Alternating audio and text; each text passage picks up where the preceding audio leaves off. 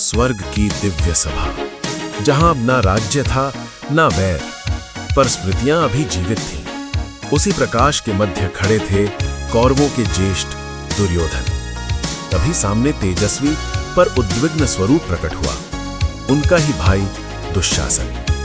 क्षण भर दोनों की आंखें मिली और स्वर्ग की शांति में भी एक तीखी लहर दौड़ गई। दुशासन ने पहला प्रश्न किया, भैया, क्या हमारा अंत केवल पांडवों के कारण हुआ या हमारे अपने अहंकार के कारण? दुर्योधन का मुख कठोर हो गया। तुम ये क्या कह रहे हो? हमने अपने अधिकार के लिए युद्ध किया। दुशासन का स्वर ऊंचा हो गया।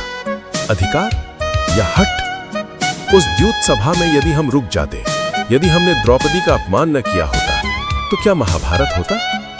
स्वर्ग की वायु भारी हो गई। दुर्योधन की आंखों में ज्वाला चमकी। तुम भी अब मुझे दोष दोगे? मैं अकेला नहीं था उस निर्णय में।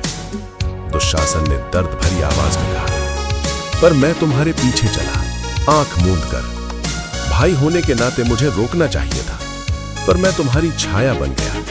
क्या यही हमारा धर्म था?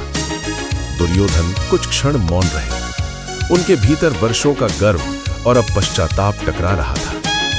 उन्होंने धीमे स्वर में कहा, मैंने सदैव सोचा कि मैं अन्याय का शिकार हूं, पर शायद मैं अपने क्रोध का दास बन गया था।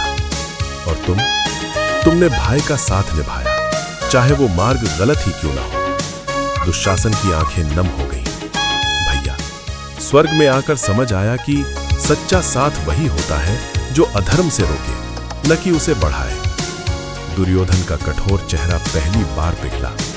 उन्होंने आगे बढ़कर अपने भाई को गले लगा लिया। हमने पृथ्वी पर युद्ध हारा क्योंकि पहले हम अपने भीतर हार चुके थे।